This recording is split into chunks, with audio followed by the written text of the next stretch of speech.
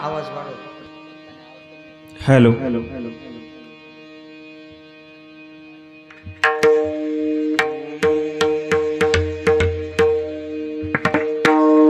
आता तरी पुढे हाची उपदेश, आता तरी पुढे हाची उपदेश, पुढे हाची उपदेश, तरी पुढे हाची उपदेश.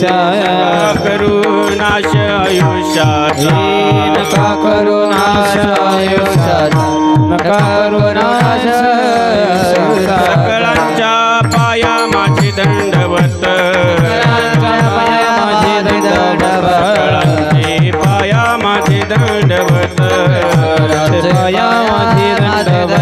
फुलाले चित्त शुद्ध करा, फुलाले चित्त शुद्ध करा, फुलाले चित्त शुद्ध करा. ते करावे देवाचे चिंतन, ते करावे देवाचे चिंतन, ते करावे देवाचे चिंतन, करावे देवाचे चिंतन. करोनिया मन शुद्ध भावे, करोनिया मन शुद्ध भावे, करोनिया मन शुद्ध भावे. कामने हित होय तो व्यापार, कामने हित होय तो व्यापार, कामने हित होय तो व्यापार. हित होय तो व्यापार. राखाय पार शिकवावे, राखाय पार शिकवा, राखाय पार शिकवा. सकळांचे पाया माझे दंडवत, बाई माझे सकळांचे पाया माझे दंडवत, सकळांचे पाय माझे दंडवत. फुलाले चित्त शुद्ध करा, फुलाले चित्त शुद्ध करा, फुलाले चित्त शुद्ध करा. हरी जय जय हरी जय, हरी जय जय हरी जय. बसलेली मंडळी भजन करा, सर्वांनी टाळी वाजवायची, हाताने टाळी मुखाने नाम. हरी हरी हरी हरी जय जय, हरी जय जय हरी जय, हरी जय जय हरी हरी हरी जय जय. हरी जय जय हरी हरी जय जय. विठोबार कुमारी, विठोबार कुमारी, चलो पंढरपूर. विठोबार कुमारी, विठोबार कुमारी,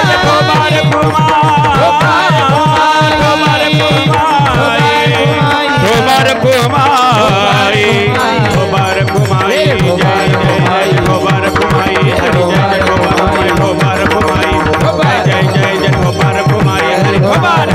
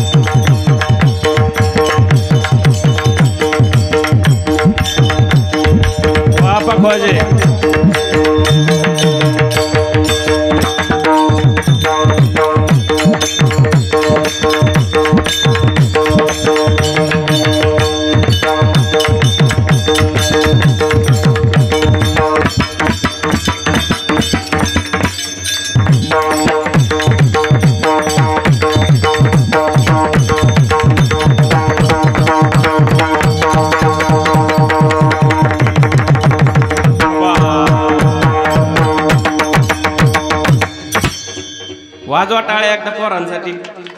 खाली आवाज घ्या मॉनिटर.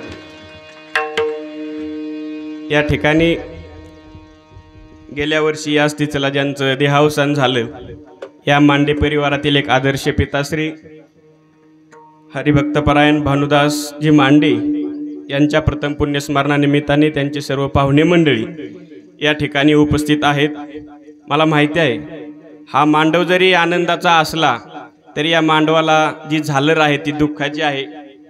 बाप नावाचं व्यक्तिमत्व ज्या दिवशी कुटुंबातून जातं ना, त्यावेळेस त्याची किंमत कळत असते, परंतु कुठेतरी शास्त्रानुसार या गोष्टी कराव्या लागतात। म्हणून या परिवाराने केलेला हा सुंदर कीर्तन महोत्सव आणि आजच्या कीर्तन महोत्सवातील पहिली चाल महाराष्ट्रातील नामवंत युवा कीर्तनकार भागवताचार्य रामायणाचार्य हरिभक्तीपरायण विवेकानंद महाराज शास्त्री आनंदगड संस्थान कोळगाव डोळस आणि महाराष्ट्रातील नामवंत कीर्तनकार गायनाचार्य हरिभक्तीपरायण गौरवजी महाराज खेडेकर यांची सुंदर चाल होईल। त्यांना मृदंगावरती साथ करतील हरिभक्तीपरायण भूषणजी महाराज सपकळ पुणे।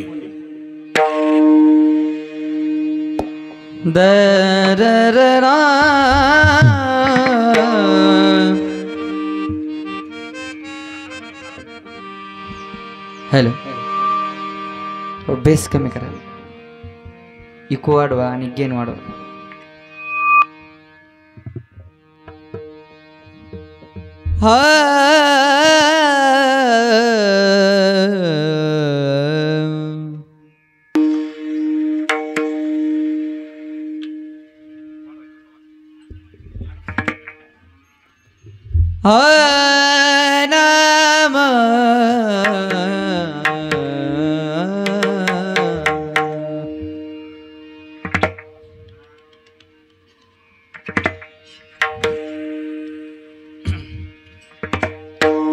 आता तरी पुढे हाचे उपदेश, आता तरी पुढे हाचे उपदेश, हो आता तरी पुढे हाचे उपदेश, आता तरी पुढे हाचे उपदेश, आता तरी पुढे हाचे उपदेश, आता तरी पुढे हाचे उपदेश, आता तरी पुढे हाचे उपदेश, आता तरी पुढे हाचे उपदेश, करुणास नका करुणास आयुष्याचा, नका करुणास आयुष्याचा, हे नका करुणास आयुष्याचा, सकलांत पाया पाया पाया पाया माझे धरू, सकलांत पाया माझे धरू, नका करुणास आयुष्याचा, नका करुणास आयुष्याचा, सकलांत पाया माझे दंडवत, सकलांत पाया माझे दंडवत, दंडवत रे चित्त सुता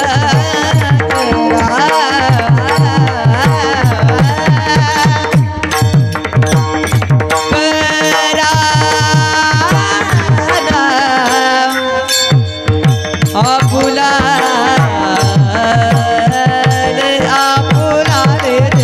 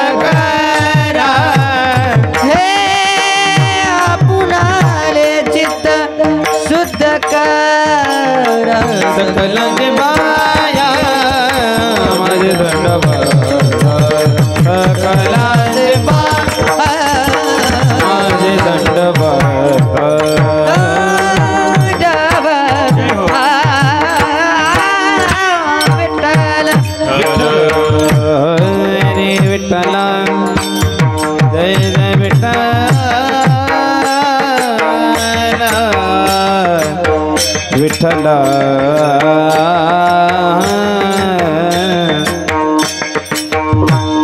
विना घ्यायला आहे का कोण? बसलेली मंडळी टाळी वाजवा, मुखाने नामस्मरण.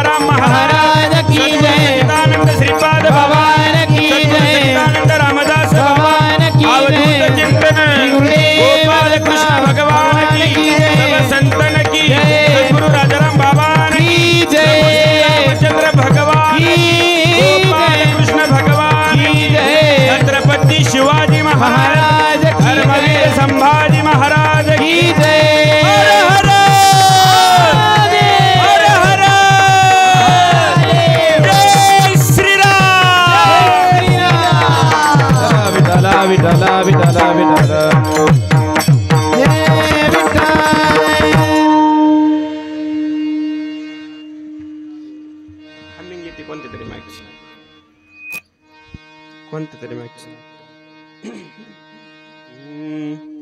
आता तरी पुढे आजी उपदेश नका करुणाश आयुष्याचा हार्मोनियमला थोडा आवाज आहे. सकळांचे पायी माझे दंडवत आपुलाले चित्त शुद्ध करा हित ते करावे देवाचे चिंतन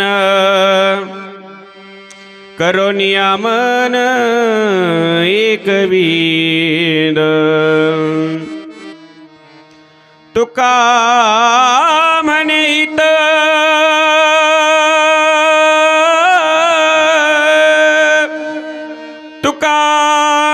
हित होय तो व्यापार करा काय फार शिकवावे सकळांचे पायी माझे दंडवते आपुलाले चित्त शुद्ध करा समचरण सरोजम सांद्र नीलाबुदाब जगननिहित पाण्यु मंडनम मंडनानाम तरुण तुलसी माला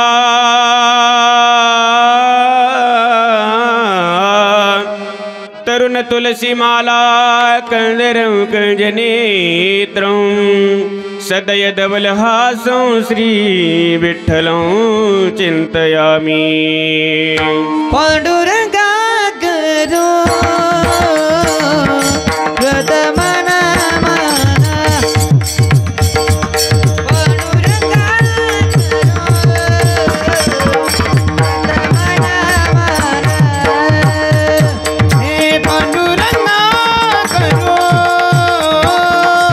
प्रथमना माना पांडुरंगा करो प्रथमना माना हे तुझरे कराना जय हो तुझरे कराना दादाजी संताची हो त्यांच्या कृपाने कधी दारी त्यांच्या कृपाने कधी दावी सारो पांडुरंगा करू प्रथम नमन तुझरे चरण संताची तुझरे कराना दादाजी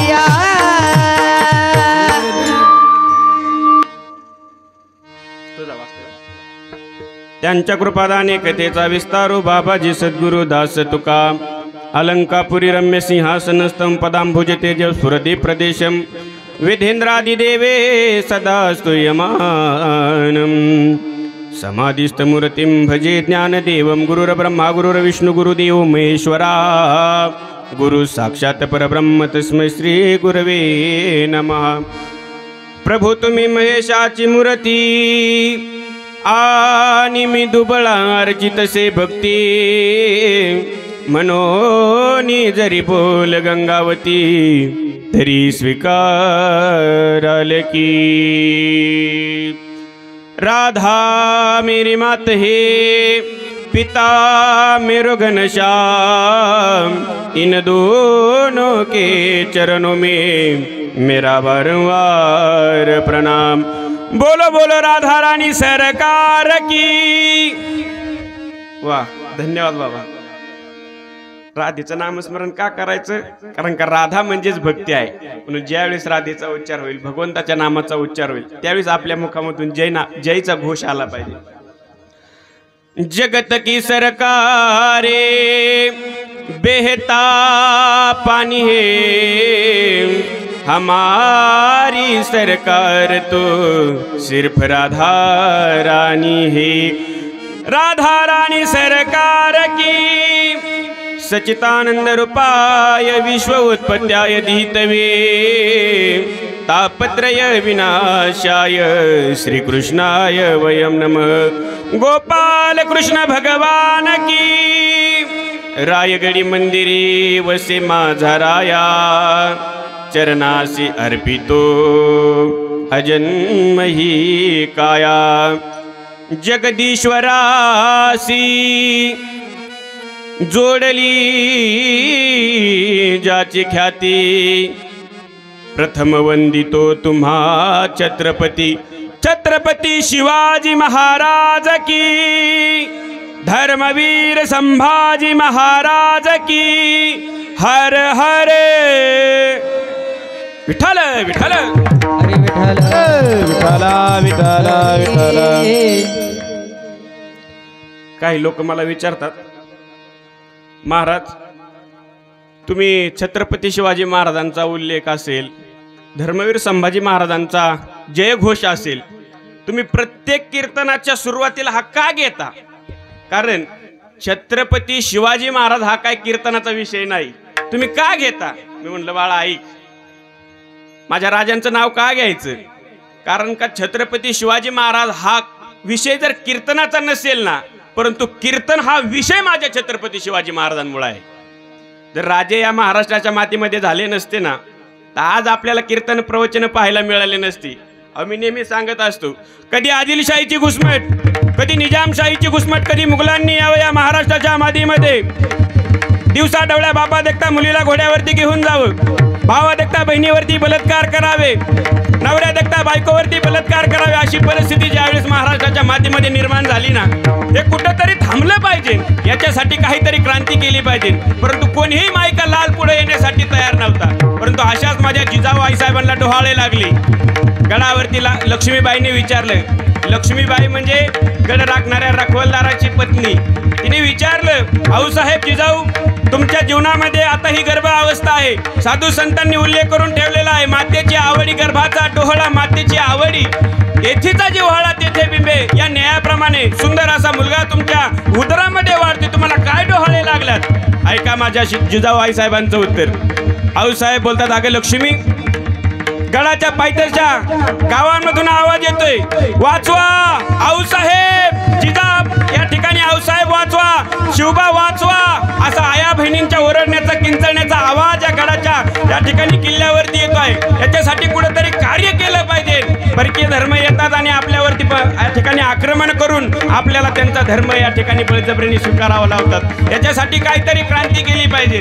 म्हणून माझ्या छत्रपती शिवाजी महाराज ज्यावेळेस गर्भामध्ये होते ना, त्यावेळेस मला असे डोहाळे लागले तर ऐक लक्ष्मी, जिजाऊ आईसाहेबांचे डोहाळे मायबापांना जाता जाता घरी घेऊन जा। जिजाऊ आईसाहेबांना डोहाळे लागलेले आहेत, घोड्यावरती बसावं, दानपट्टा हातामध्ये घ्यावी, तलवार हातामध्ये घ्यावी, गनिमांचा काटा काढावा आणि या महाराष्ट्रातील महिलेला सुखाने आनंदाने स्वतंत्रपणे श्वास घेता यावा, हे स्वप्न माझ्या आऊसाहेब जिजाऊंचं होतं। परिणाम काय झाला? 19 फेब्रुवारी 1630 किल्ले शिवनेरीवरती एक महात्मा जन्माला आला, नाव त्यांचं छत्रपती शिवाजी महाराज की। आणि काय क्रांती केली माझ्या महाराजांनी? अरे जेवढी काही आक्रमण आली ना, कधी निजामशाही आली, कधी आदिलशाही आली, कधी मुघलशाही आली, परंतु सगळ्या शाह्यांना एकटा लढला ना, ती माझी छत्रपती शिवाजी महाराजांची शिवशाही।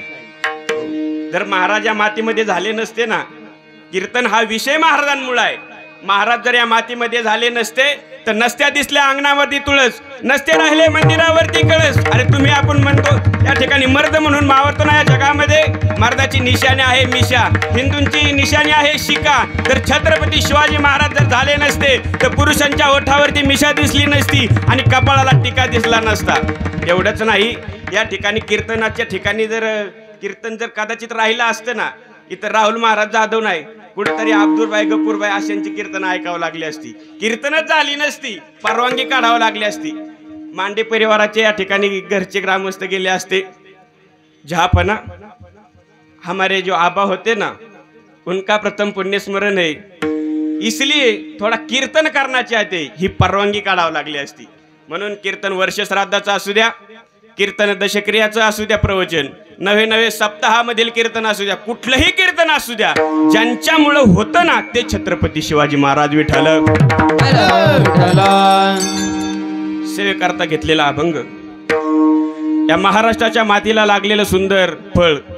एवढंच नाही, महाराष्ट्रभूषण नाही, जगभूषण नाही, विश्वभूषण म्हणून ज्यांच्याकडे पाहिले जातं ना ते माझे जगद्गुरु संत श्रेष्ठ तुकोबराया विठ्ठल. आजच्या अभंगातून समस्त मानव जातीला उपदेश करतात. परमात्म्याने हा देह आपल्याला भक्ती करण्यासाठी दिलेला आहे, परंतु आपण पाहिलं भक्ती संप्रदाय आज एवढा वाढला, फक्त कीर्तन ठेवायला निमित्त पाहिजे. कारण का कीर्तन एवढी वाढलीत, सकाळी टीव्ही चालू केला, गजर कीर्तनाचा सोहळा आनंदाचा पाहता का नाही? सकाळी टीव्हीला कीर्तन, गावामध्ये दशक्रिया असेल तर दशक्रियेला प्रवचन, श्राद्ध असेल तर कीर्तन, वास्तुशांती असेल तर कीर्तन, सप्ताह असेल तर कीर्तन, भंडारा असेल तर कीर्तन, बारसा असेल तर कीर्तन. कीर्तन ठेवायला महाराज आज फक्त निमित्त पाहिजे.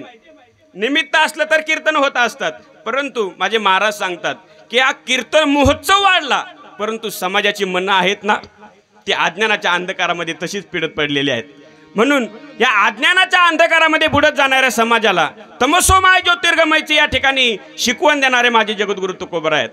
तुकोबरा या अज्ञानी समाजाला उपदेश करतात की अरे हा देह जो तुम्हाला परमात्म्याने आपल्याला दिलेला आहे ना, हा देह आपल्याला भक्ती करण्यासाठी दिलाय. परंतु ऐका, किती लोक भक्ती करतात?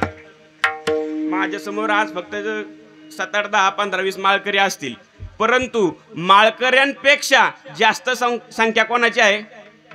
इथं जगाचं जाऊ द्या, मरू द्या, गावाचं जाऊ द्या, इथं बिगर माळकरी जास्त आहेत ना. म्हणून हा समाज अज्ञानाच्या अंधकारामध्ये बुडत चाललाय.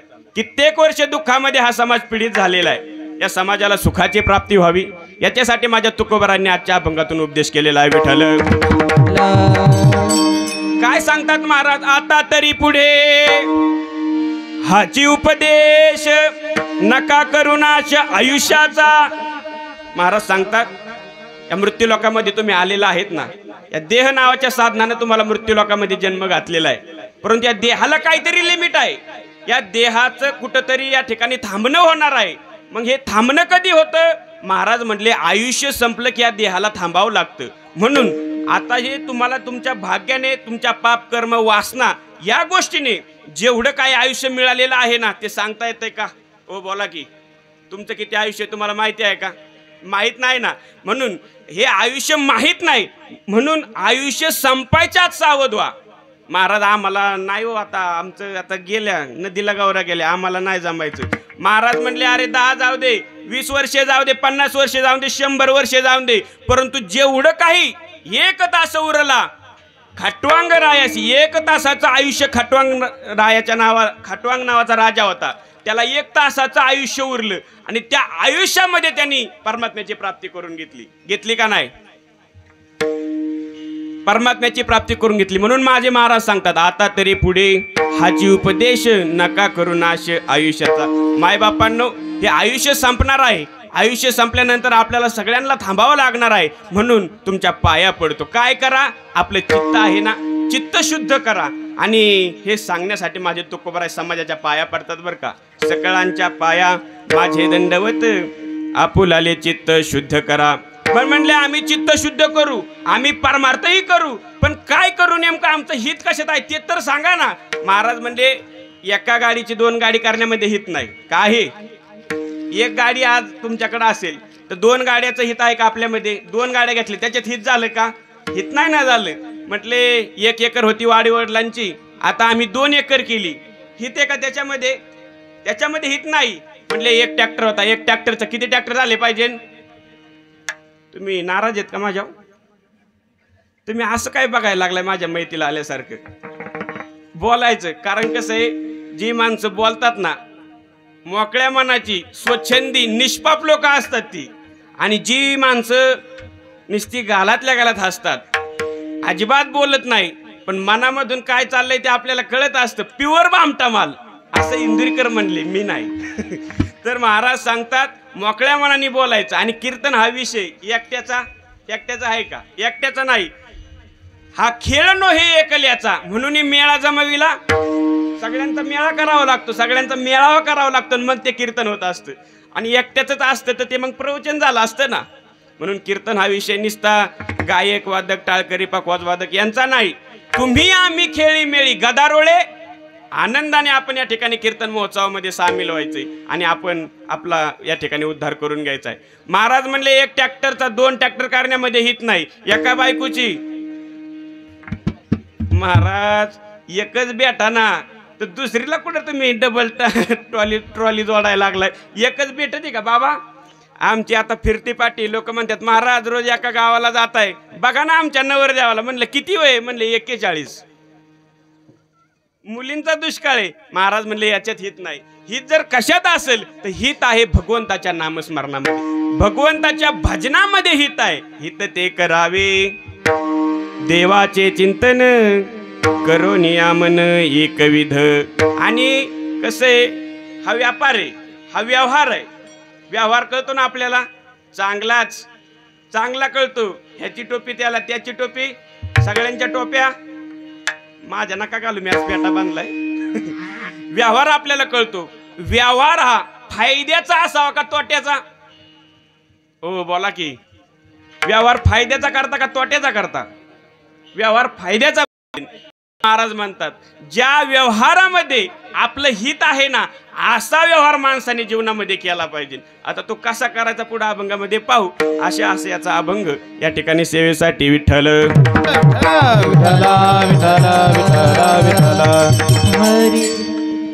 कैलासवासी भानुदास नारायण मांडे अर्थात आबांच्या या प्रथम पुण्यस्मरणानिमित्ताने या ठिकाणी कीर्तन महोत्सवाचं या मांडे कुटुंबियांनी आयोजन केलेलं आहे.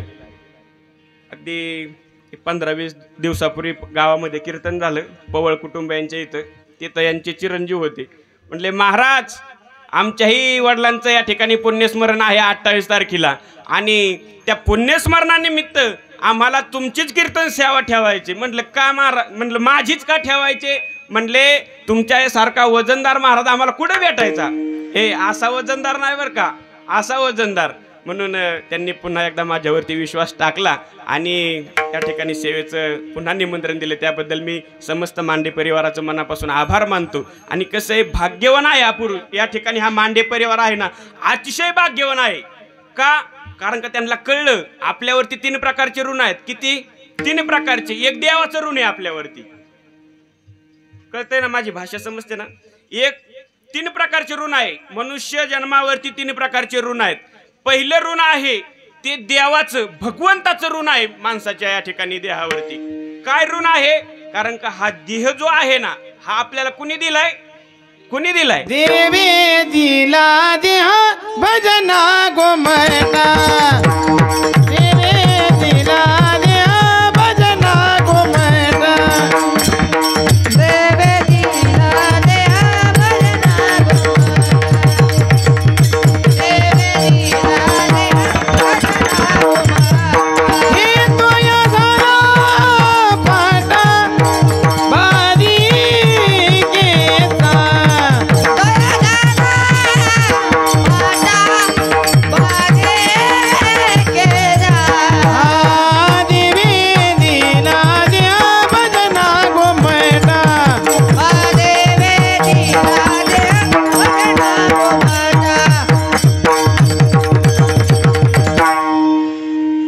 सुंदर प्रमाण महाराजांनी दिलं. आणि कसं आहे, गाडी आल्यानंतर हात करण्याला किंमत आहे.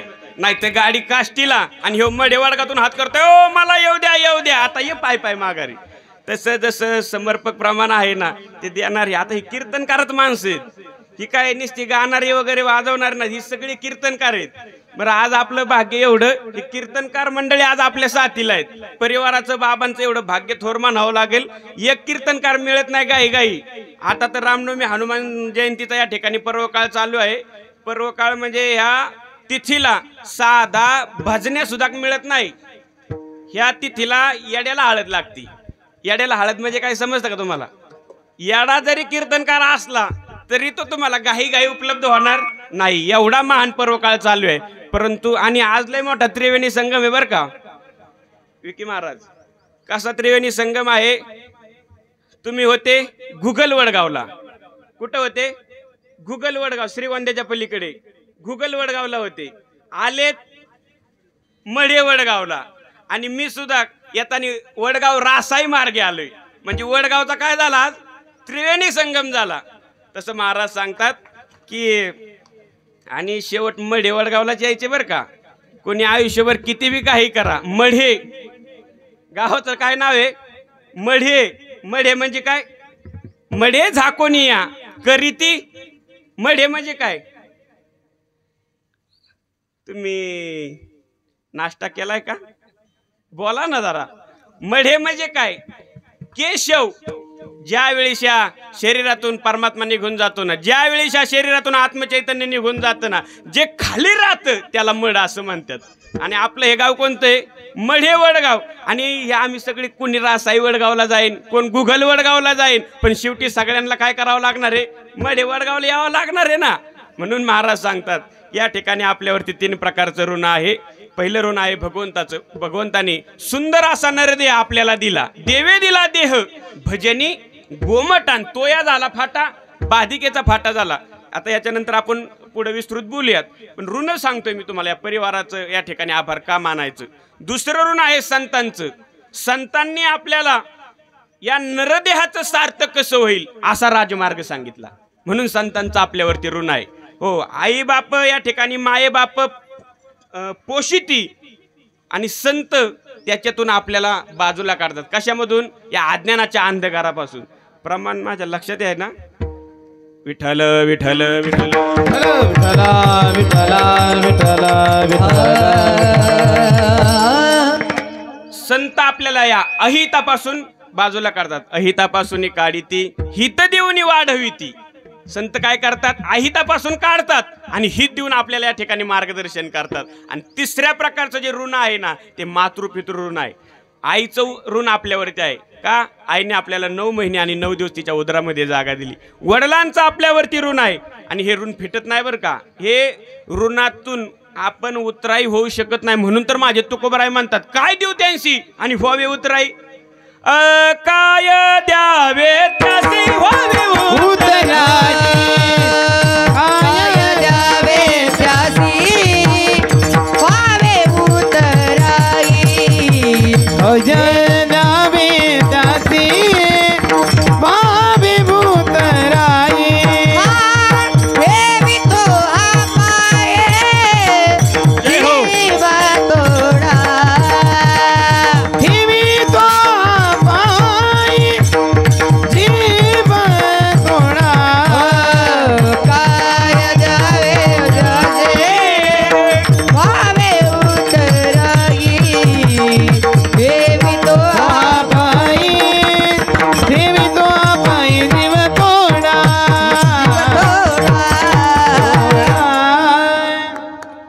टाळ्या वाजवायच्या, टाळ्या. कारण कसं आहे, टाळ्याची शोभा फक्त कीर्तनात आहे. तुम्ही टोल नाक्यावर टाळ्या वाजवल्याला किंमत आहे का? आहे का किंमत? टोल नाक्यावरच्या टाळीला किंमत नाही. परंतु कीर्तनात जर टाळी वाजवली तर त्याची वाट रघुनंदन पाहत असतो.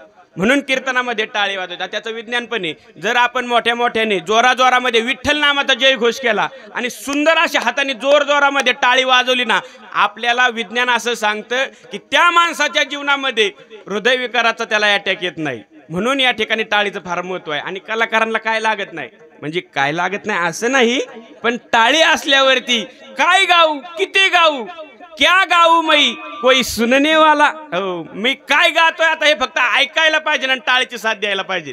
कारण का टाळीची शोभा कीर्तनामध्ये शोभून दिसते. तुम्हाला लग्न झालंय तुमचं बाबा?